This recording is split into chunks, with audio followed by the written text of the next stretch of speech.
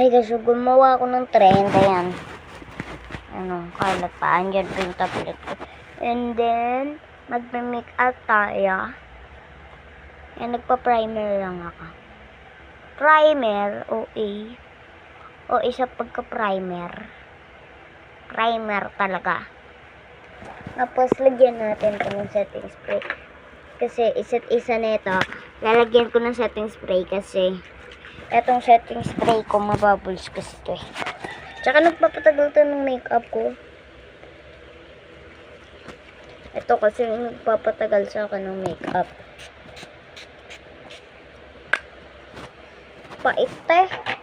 Pait, natitikman ko ito. So, and then yung first step nun, syempre. Kasi yung ginawa kong trend, yung pochi, wait lang. Ano mo tayo, foundation pa. Bilisan natin kasi yung timer bumibilis. Wait lang, transition ko na muna. Actually guys, papatuyuin ko muna to. Wait lang yung aking kasi, ayan. Hindi ko pa ito nalalagyan, wala yan.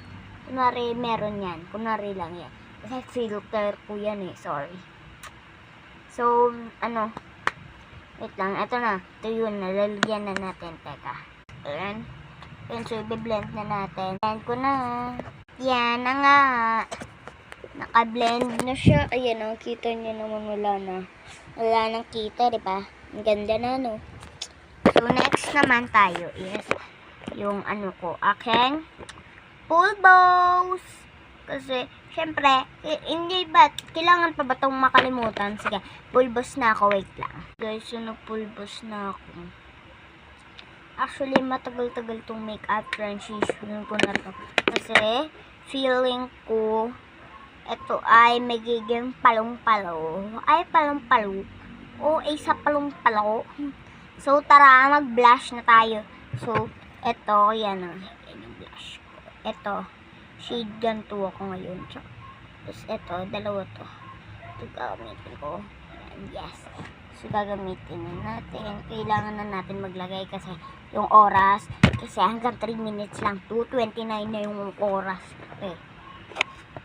Yung pagre-radio ko. Kaya kailangan na natin bilisan at ang smooth ng babayo na. Wait lang, blush na ako. Gawin ko na din yung eyeshadow. Nagawa na natin yung kabila and then lalagyan na natin yung kabila. Tara na, bilisan ko na lang. Wait lang. Lalagyan na natin ng sunod na blush. Tara, wait lang. Okay na to, kaya lalagyan na natin to ng basta yung eyeshadow. Kailangan pang mayaman yung eyeshadow ko. Kaya sorry.